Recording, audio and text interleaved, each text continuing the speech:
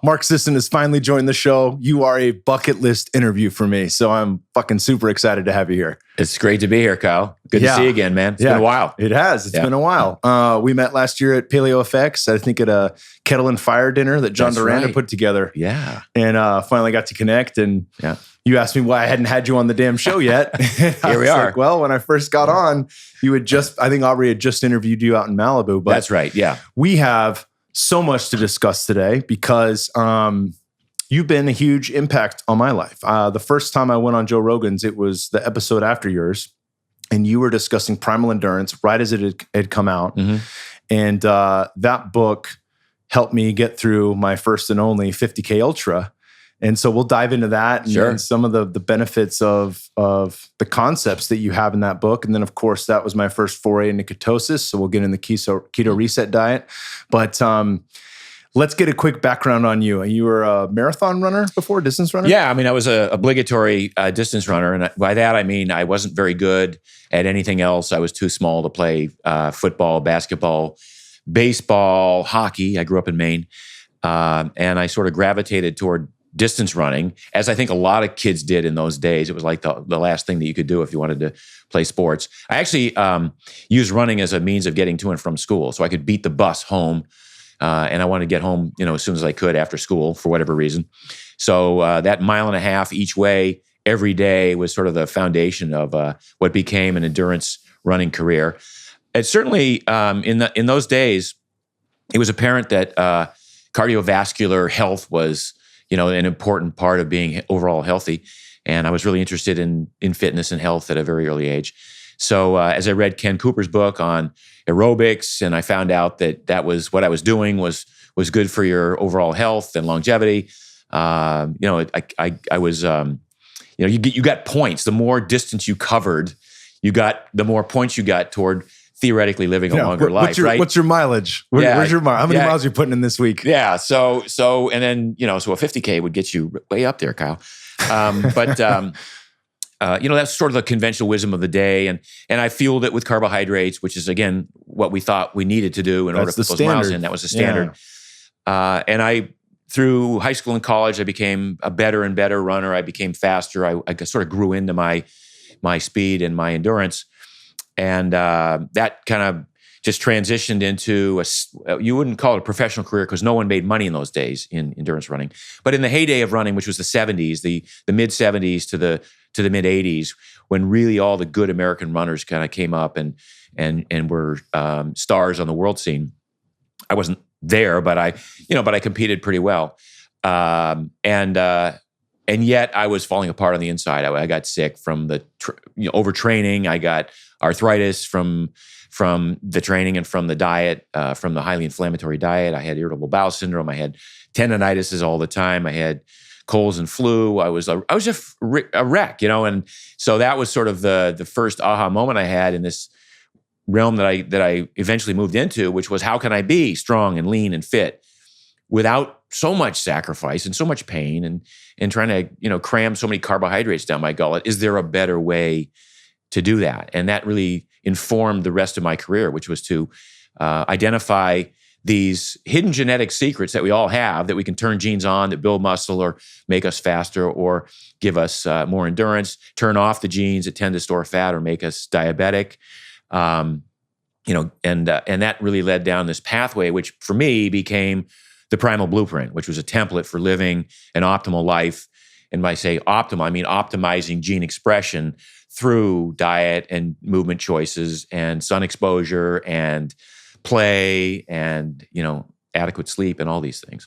Yeah, absolutely incredible. So you get in, Primal Blueprint is your first foray into this space. And obviously you're a huge name now. You're a speaker at Paleo FX. This weekend, you're going to be speaking at the Metabolic Health Summit with our CEO, Aubrey Marcus, who will be there as well. Among great people like Dr. Dominic D'Agostino and a ton of other people that are kind of leading and pushing this field. Talk a little bit about once you hit Primal Blueprint, where you grow your companies. Because I remember you talking a bit on stage at Paleo FX about being a corporate guy and then getting into entrepreneurship. Where did that shift happen along with your health? evolution is sort of the theme of my life, and it's the theme of what I write about. So it informs all of the choices that I encourage people to make. And evolution really is the theme of my business career. So I was an entrepreneur from a very early age. I tell my kids, I worked 40 hours a week from the age of 12. Not in school, but every summer. I just worked 40 hours a week mowing lawns, painting houses, working in double shifts in restaurants. I was just interested in cash money and what it afforded me.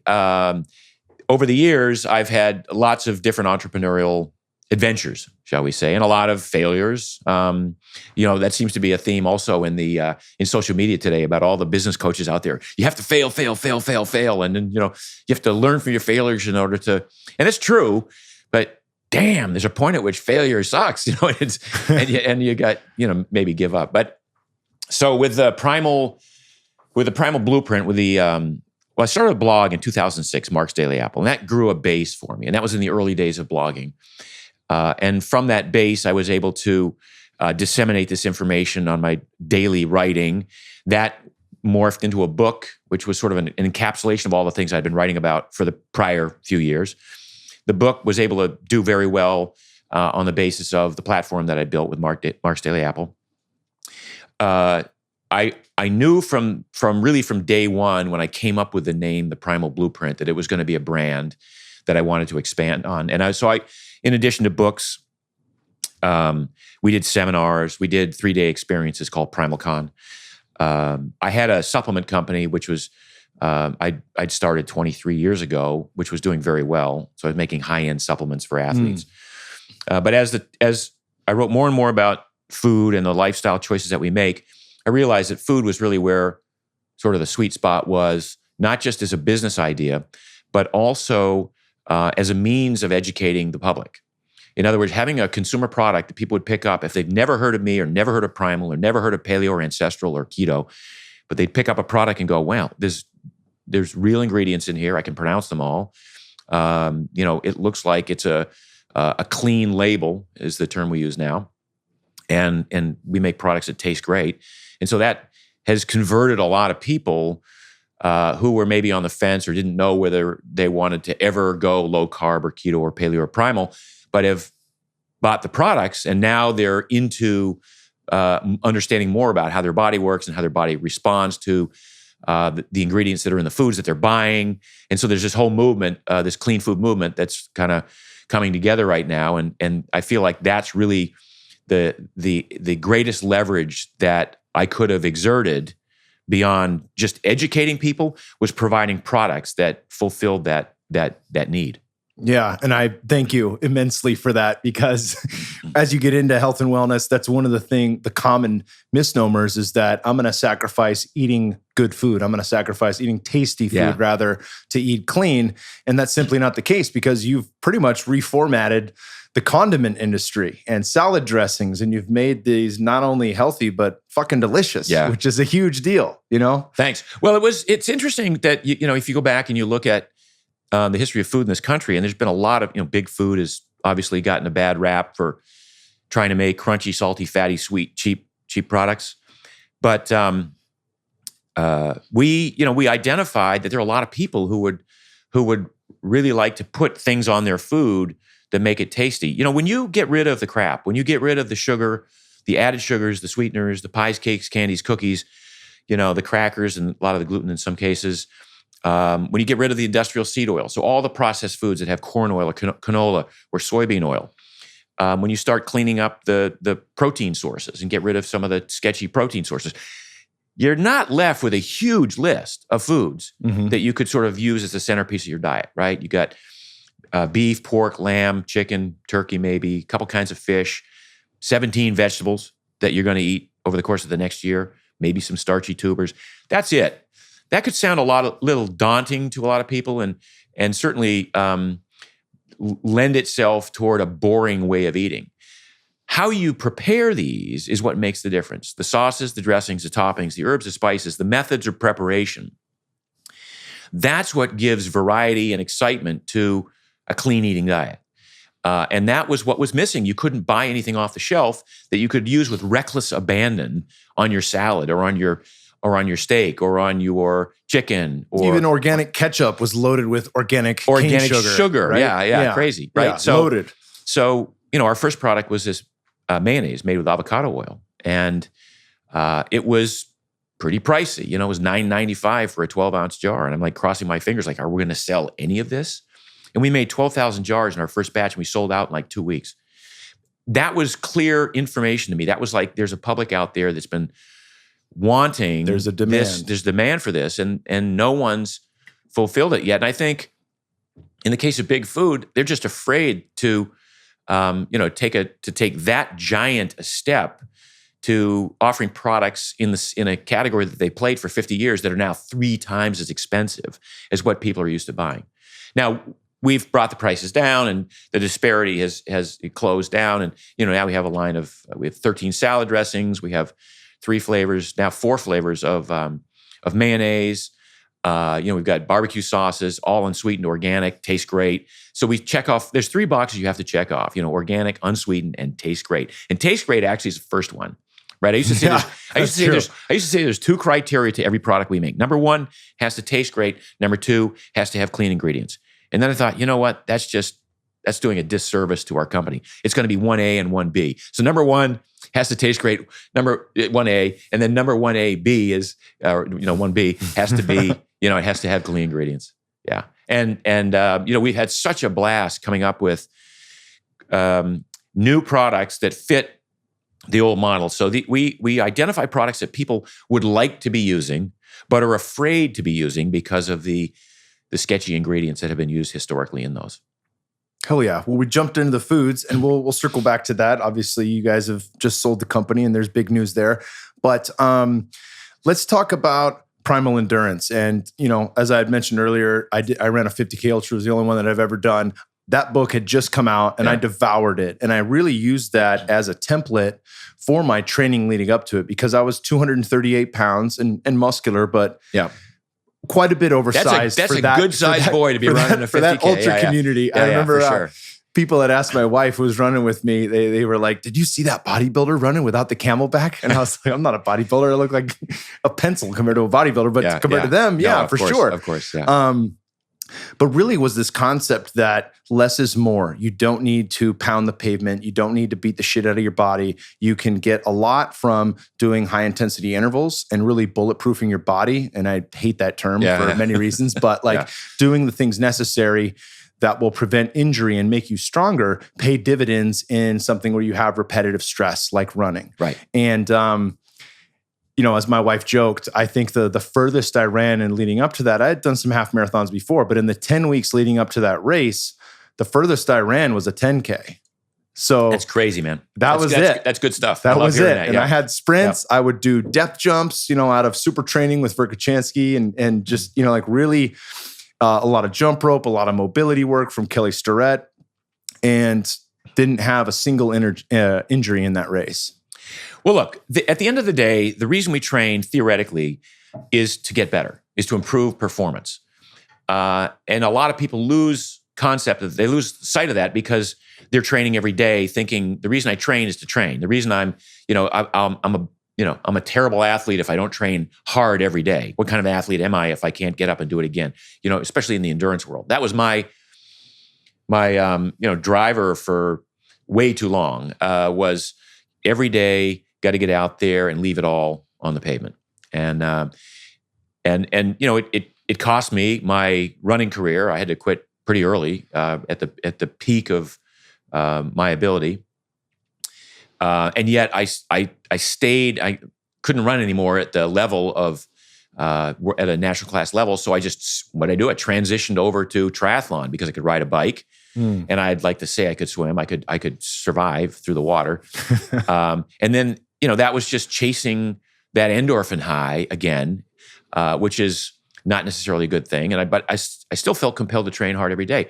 When I took a step back, when I finally, retired from all of this pain management and which is basically what endurance racing is. It's not fun. You're just managing pain for a long period of time, managing discomfort for a long period of time. I took a step back and I just said, and I had lost a lot of friends to heart attacks, death, surgical interventions for heart problems because of overtraining. I mean, the number of people from my generation, that era of 70s and early 80s, where people overtrained with just like I say, with reckless abandon, they just would go out and it was all about the miles. They're suffering now the results of that, whether it's hip replacements, knee replacements, heart surgeries. AFib is an epidemic in my group. I have premature ventricular contractions, PVCs, as a result of my having damaged my left ventricle from just figuring that the best way to train was to go out and max my heart rate 3 or 4 days a week for 30 years. Go figure. Yeah. If you go to the gym and you try to do curls and you're going to do 125-pound curls, 300 repetitions every day, for 2 years, is that going to make your biceps bigger?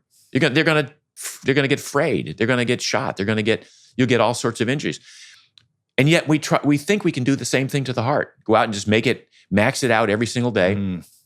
The heart doesn't really have a say in the matter. The heart is like this demand organ that's like reading signals saying, I guess I got to pump faster to make more oxygen and carry more fuel to the muscles because this fool is thinking he needs to move his legs faster. And in order to do that, I got to supply, the energy and the oxygen. So the heart doesn't really have any nerves the way muscles do to get injured that way or to hurt that way. And as a result, these people tend to overtrain all the time.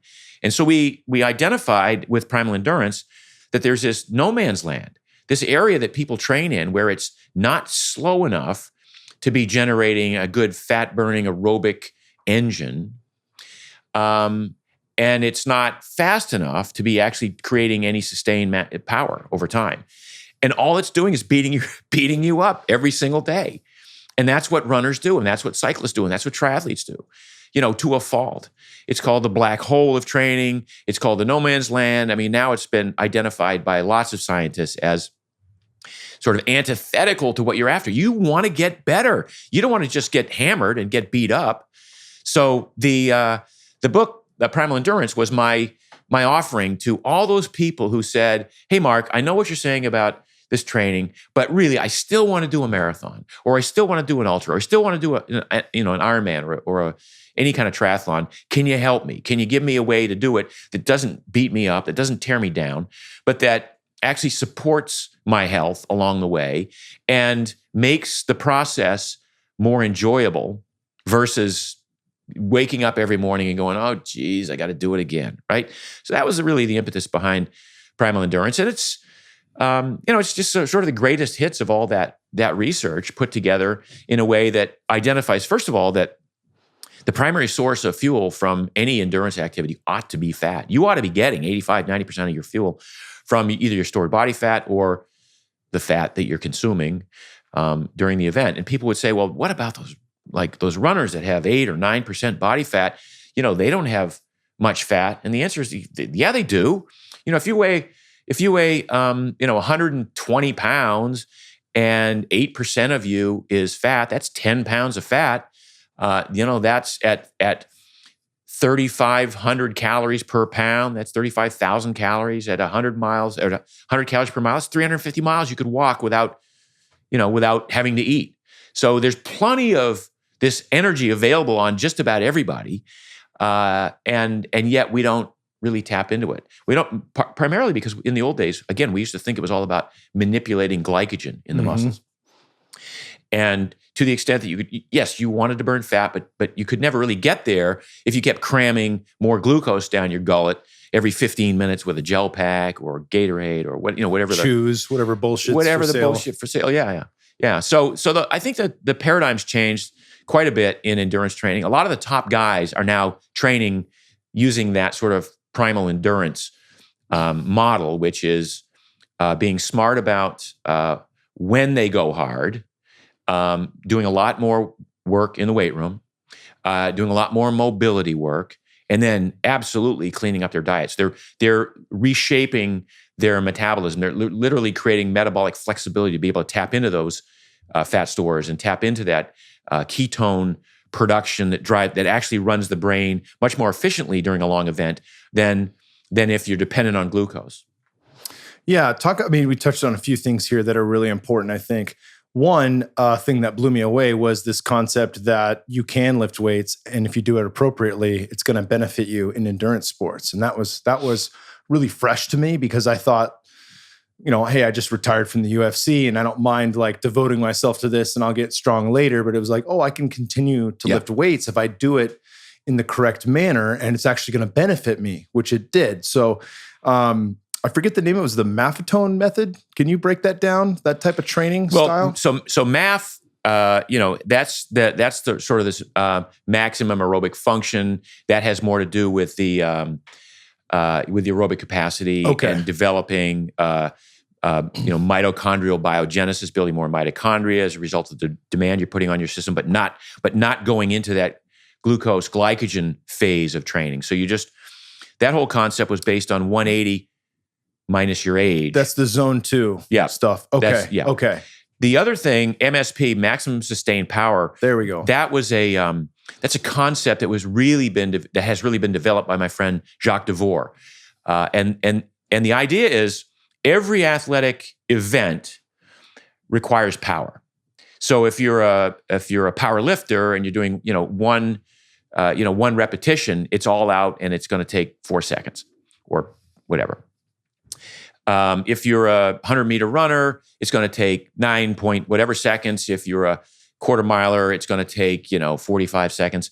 And as it gets longer, if you're a UFC fighter, it's going to take 5 minutes. You have to sustain, especially if you're in a hole that you're trying to escape or whatever whatever that area of focus is. So it's all about power. Now, what happens is we develop power. And then we have to understand that based on the event, we have to distribute that power out over time. So how long can you sustain that power? Now, in cyclists, we see it. You might have great leg power and be able to generate 1,400 watts for a very brief period of time. But how long can you sustain that power, and how can you train for that?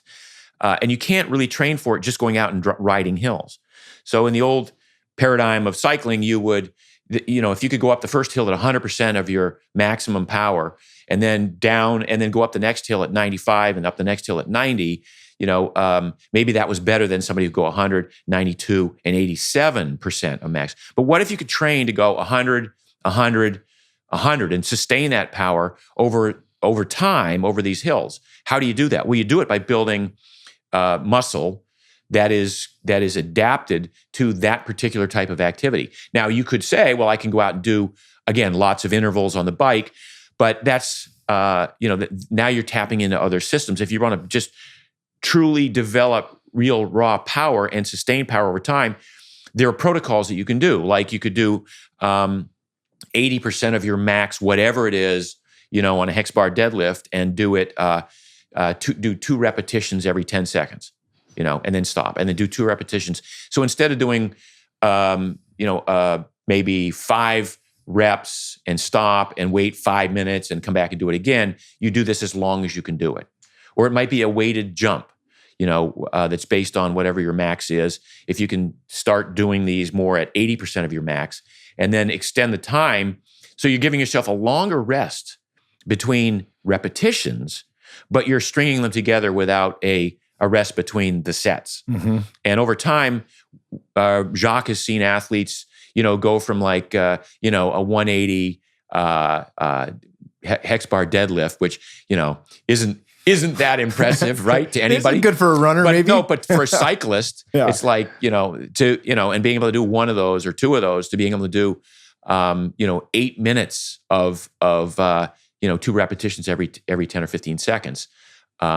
With sufficient rest in between. And then that becomes that maximum sustained power. Then when you get on the bike, you really feel it. You really notice, because you've done it in combination with all of the MAF work, the maximum aerobic function work that you've done on the long distance stuff. Mm-hmm. So it's a complex equation with some variables in it that you have to pay attention to.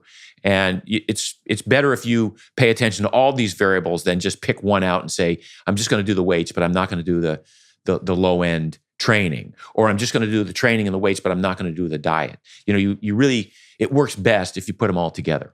Yeah, no doubt. And you touched a little bit on well, not a little bit. You definitely touched on the ketogenic diet in Primal Endurance. And then, of course, from there, you have the Keto Reset diet, which, there's everyone and their mom has a keto book right now. Yeah. So to stand out in that space, it's by far my favorite book. And you incorporated, all the greats that are in that space right now, from Dr. Dominic D'Agostino, is fairly well known, to guys like, I think it's Louis Villaseñor from Keto Gains that Rob Wolf's helped, raise the consciousness of, who's really been big into targeted keto and how to gain muscle mass while on a ketogenic diet. And I think that's huge, because as I got into this space, I was looking at, 100-mile, the Western States 100 guys and people like that are doing ketosis. And you're like, well, I don't want to look like a beanpole. I like having size. I like having strength.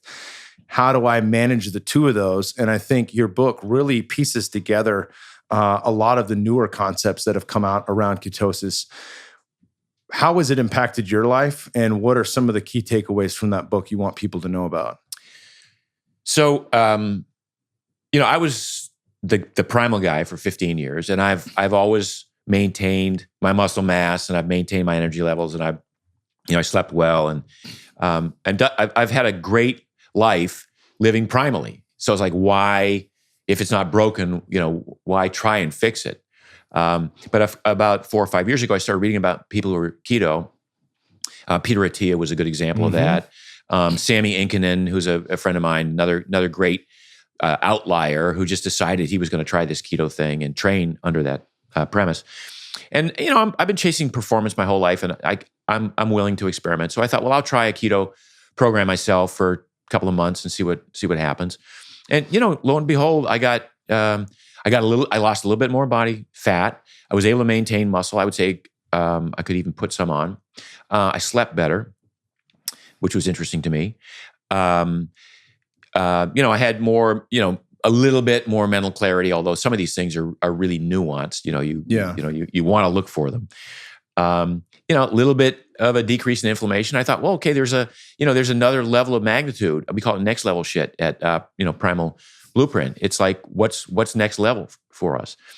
But mainly I thought, if I had the sorts of results that I had, thinking that everything was fine, imagine what results people might have who've been struggling with weight loss under a traditional paleo paradigm, or under a traditional primal or ancestral or Weston A. Price, people or who low live carb. in pain, people who have just chronic inflammation. Or myself coming out of fighting with all the traumatic brain injury, like I finally felt like my brain worked properly. Wow. Yeah. So that kind of led me to think that keto, and we can get into all the nuances around keto, ketogenesis, ketosis, ketoacidosis. But keto, which has now become sort of the thematic word, that keto was a good tool, a strategy that people could use to reset their metabolism. So for me, it's not about creating ketones. It's about metabolic flexibility. It's about how much energy can I get all day long from any substrate that's available. So how much, from the fat on the plate of food that I'm eating right now, from the fat on my body because I'm not eating now, from the carbohydrates on my plate, from the glycogen in my muscles, from the glucose in my bloodstream, from the ketones my liver's generating, from maybe even the amino acids because I run out of everything else. But do I have that flexibility to cruise through my day and not notice a difference in how I feel based on a swing in macros one way or the other? So that's what I call true metabolic flexibility. So, most people most people you and I know these days are in that space, but most of Americans are in what we call a very confined space of being a sugar burner. They've been adept at consuming carbohydrates and then burning them in whatever activity they're doing, and then reconsuming carbohydrates, and then going on this roller coaster all day long, every day, their whole lives. So they never really develop metabolic flexibility because they're always presenting themselves a fresh supply of carbohydrate. People get up, they have breakfast, glass of juice, some toast, maybe, and or a bagel, and or waffles, and or pancakes. Lunch is a sandwich with chips or fries or whatever, and or a burger with a bun. And, snacks are always pretty much sugary snacks. Dinner, again, mashed potatoes, so there's a pasta, rice, yeah. Yep. So there's a lot of carbs in most people's lives. And so they never really, because they're always presenting this fuel to the body in the form that turns into glucose, and the body wants to either store it or get rid of it, or burn it. We never really tap into our fat stores, and so over years we gain a pound or 2 or 17 a year, and it's an insidious weight gain, and it's a result of having lost this metabolic flexibility. Conversely, if you develop this metabolic flexibility, now you see that you can take fat out of your body fat stores and use it for energy whenever you want. You see a decrease in inflammation. You see a trend toward an ideal body composition. So you do burn off stored body fat. Probably the most compelling part of this is hunger, appetite, and cravings no longer run your life. You lose. I think people sometimes are a little bit skeptical when they say you lose your appetite, but you actually lose that ravenous part of your appetite that says, I gotta eat. We can't meet at noon today, Kyle, because if our meeting goes from 12 to 1:30, that's lunch. And I can't not eat lunch. Yeah. So, people have used this as an excuse to sort of orchestrate their schedules for, the last several decades. So reestablishing metabolic flexibility, that's the key. That's the goal. That's the end game. It's not how many ketones can you register on a meter or how much acetone can you show, on a breath meter. It's how do you feel? As Rob has said for 15 years, Rob Wolf, how do you look, perform, and feel, right? And that's what I'm after. So the Keto Reset book was to take the concept of a ketogenic diet and dramatically reducing carbs, and then gently forcing that body into that reset where it turns on genes that build the metabolic machinery to burn fats more efficiently. It turns on genes that build the metabolic machinery to use ketones much more efficiently. Because even if you're a sugar burner and you don't eat for 3 meals, you'll make ketones. And believe me, your friends will let you know that you're making ketones because your breath and your sweat and whatever. But the brain hasn't adapted to that fuel source. And it takes a couple of days, a couple of weeks in some cases to do that. So anybody can do this. But once you, and the Keto Reset diet is basically a 6-week dive into keto. And once you've done that, you don't need to live your life in ketosis the rest of the time. It's a tool to reset your metabolism to achieve this metabolic flexibility. And from there, you might have, like I have days where I have 210 grams of carbs. And then I have days where I don't eat anything. And then I have days where I eat 30 grams of carbs. And then I have days where I eat 3 small meals. Then I have days where I eat 1 big meal. I eat so fractally. And that's sort of my new thing. And again, I always go back to, I learned this from Art Devaney. You know who Art Devaney is? I've heard of the name. Yeah. So Art was the original sort of caveman, even before Lauren Cordain. He was talking Paleolithic. He was talking, all of these methods by which we can emulate our hunter-gatherer genetic experience, bring it into modern day, and benefit from that style.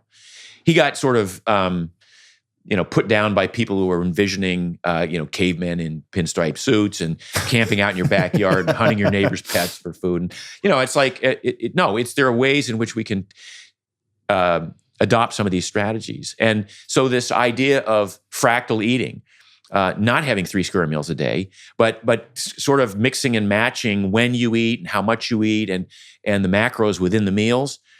Once you've developed the metabolic flexibility, that style actually enhances the metabolic flexibility. And so you don't need to stay keto. Again, it's really how do I feel? And I hear keto, supposed keto experts who say, if I have 75 grams of carbs one day, I get kicked out of ketosis and I feel like crap for 3 days. I'm like, that's not how we're supposed to work. If our ancestors 1 million years ago, were keto because they, didn't eat for a couple of days. Then they came across a stash of berries and they overate the berries. I'm pretty certain they didn't feel like shit for the next 3 days and they weren't complaining about finding the berries and decide not to go hunting or whatever.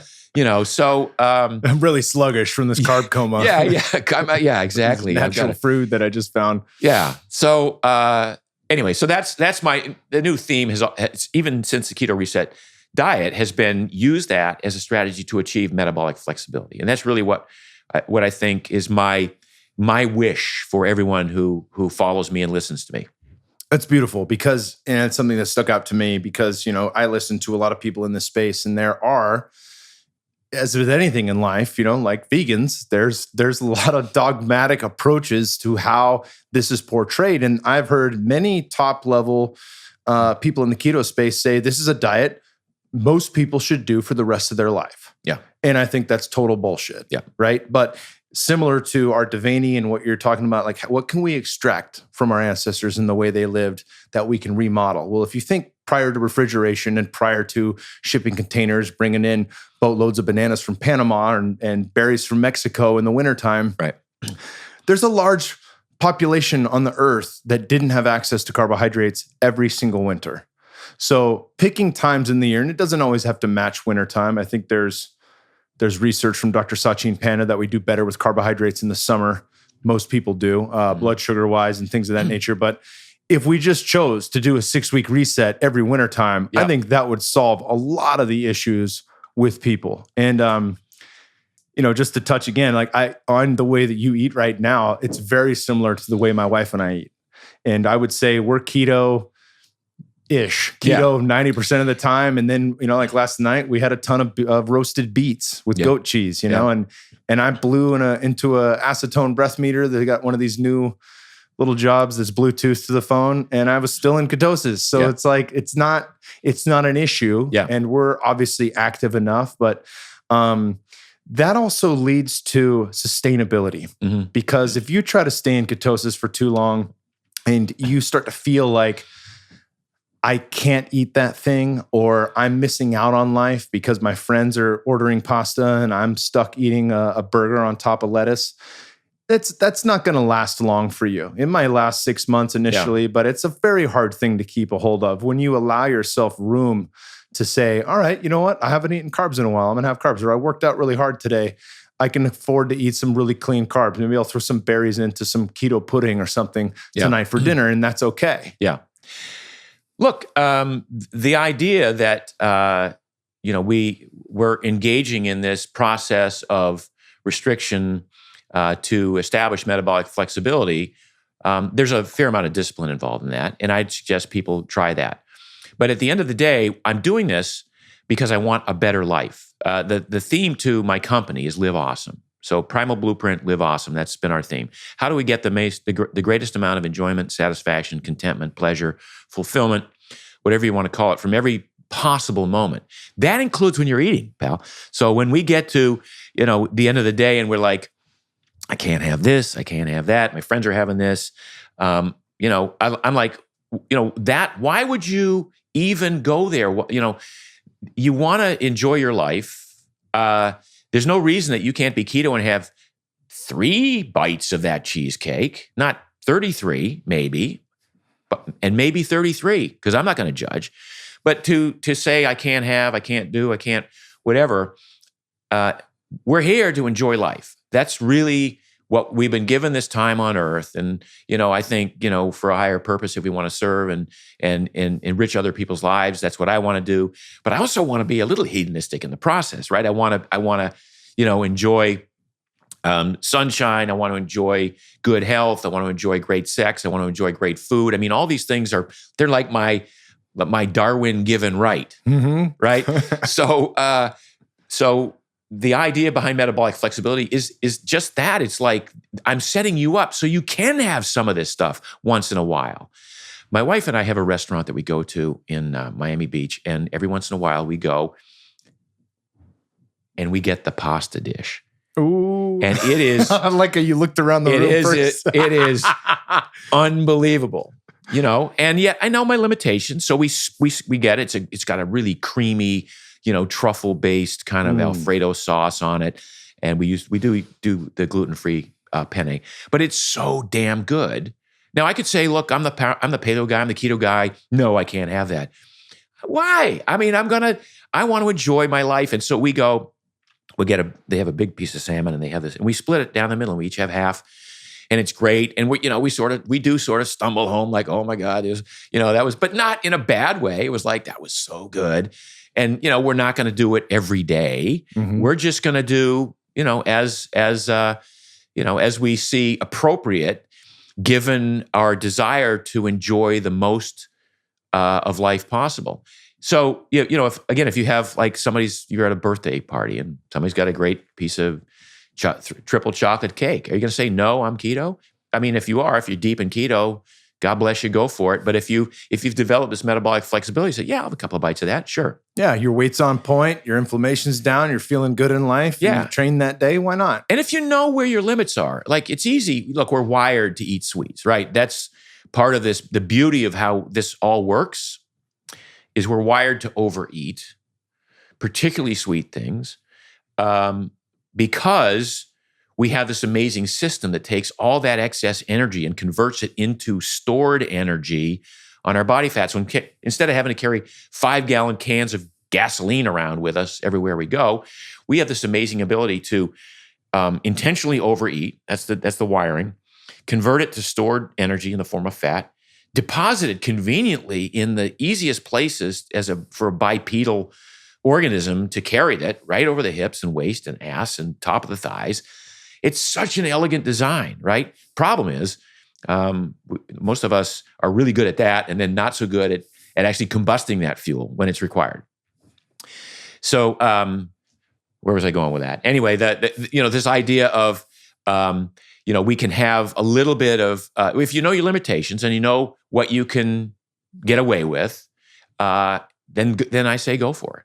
Yeah. And I like that. It gives somebody, I think it gives people, and certainly for those that are, you gain 100 pounds during pregnancy and you want to get that 100 pounds back off. Yeah. Sure, you can be diligent for that time period. But once you get back to that goal weight, then, being able to live a little, being able to enjoy life, being able to understand this is all give and take. And as long as it's within reason, I'm totally fine to do that and to live the life that I want to live. I know where I was going with that. So we're wired to overeat. So then somebody big gives you a giant piece of cheesecake, right?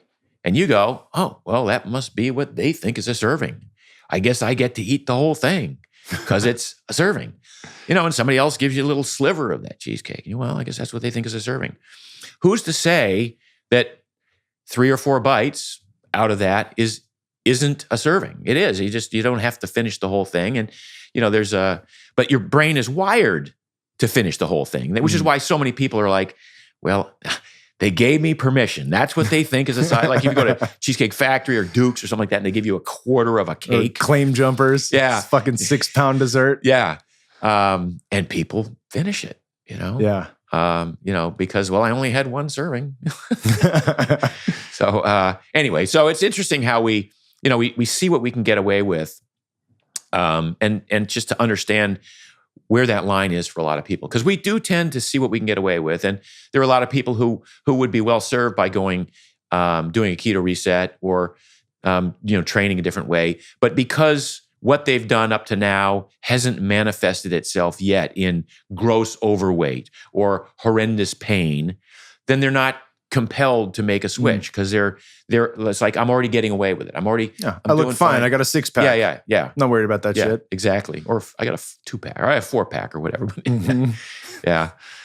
So let's circle back then to food. Obviously, you guys just sold Primal Kitchen to Kraft Heinz, and I think it was for $200 million. Yeah. Is that right? Yeah. Very nice. Yeah, very nice. Yeah.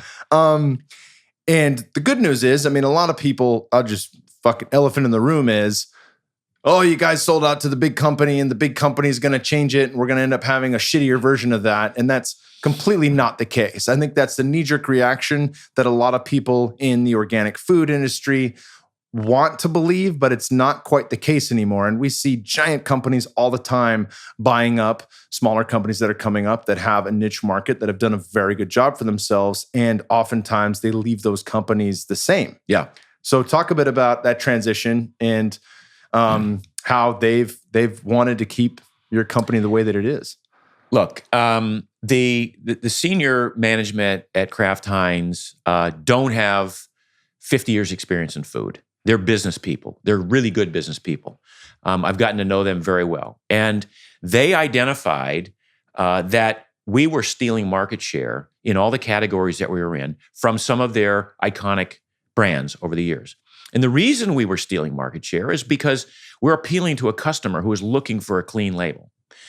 And we were the fastest growing, condiment, last year. We're fastest growing, in Whole Foods. We're the number one condiment in Whole Foods, number one mayonnaise on Amazon every day for 3 years. We had 5 of the top 7 best-selling dollar volume salad dressings in the natural channel last year. I mean, we are demonstrating tremendous growth within that segment of the population that is looking for better for you products. Kraft Heinz, they saw that, they recognized that, and they go, we want that. We want to be able to say we're making the best products in the world. So it would be so ridiculous of them to buy a little brand, because in the overall scheme of things, we're a tiny brand with almost no traction thus far outside of those people who shop with an eye toward looking at labels.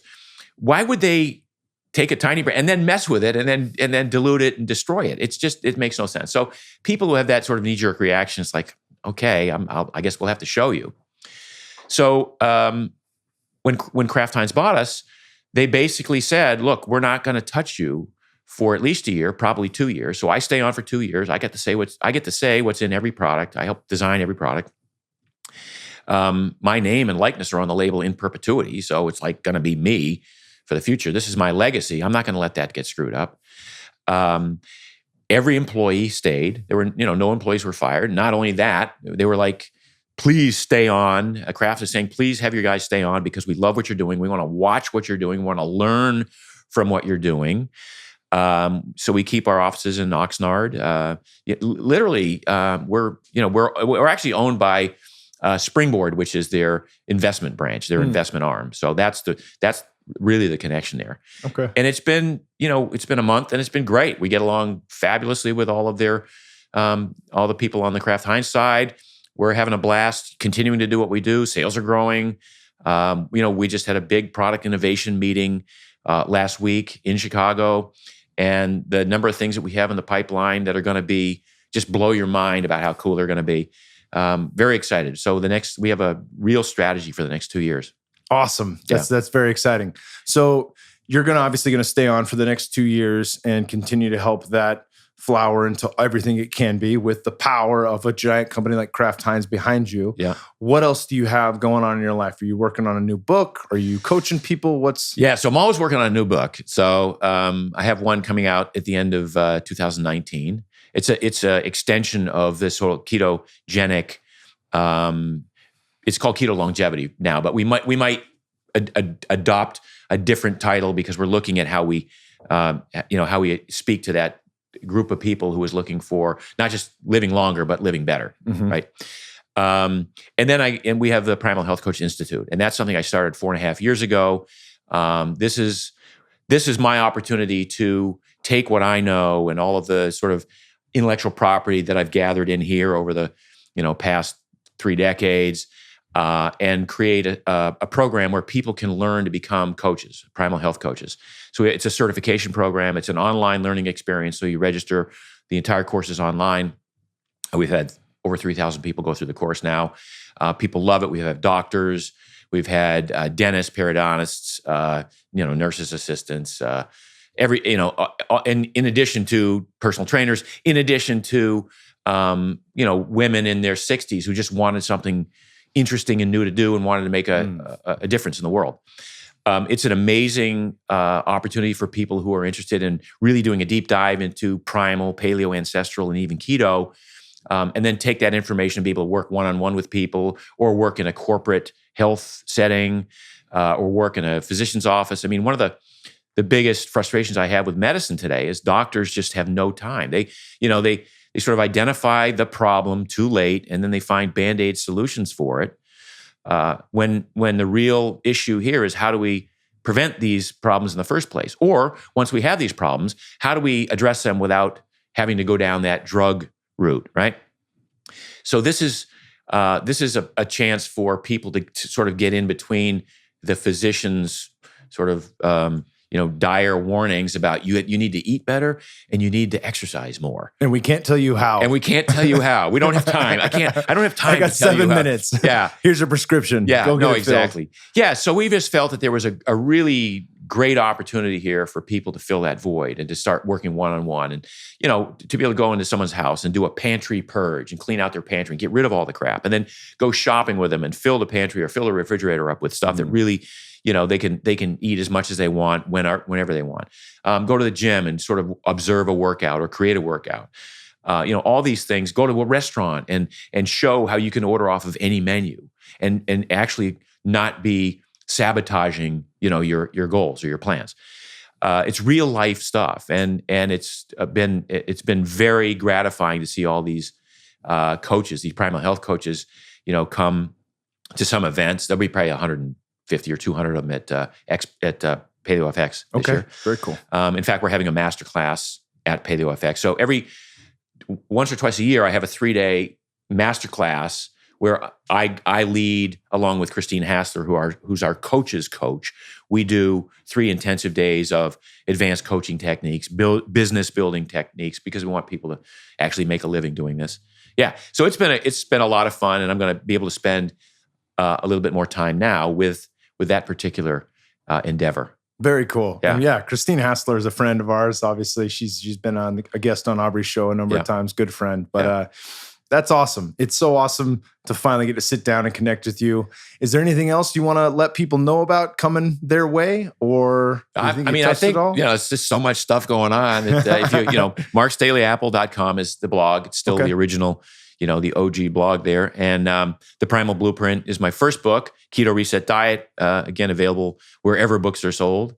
Primal Kitchen Foods, pretty much in every store, in the country right now. So if you haven't tried the salad dressings or the mayonnaise, you should give it a shot. We just won an award for not just the best new condiment at Expo East, which is a big food show, but out of the thousands of exhibitors, we won the Consumer Choice Award for every product in the show, which is our organic unsweetened ketchup. Yeah.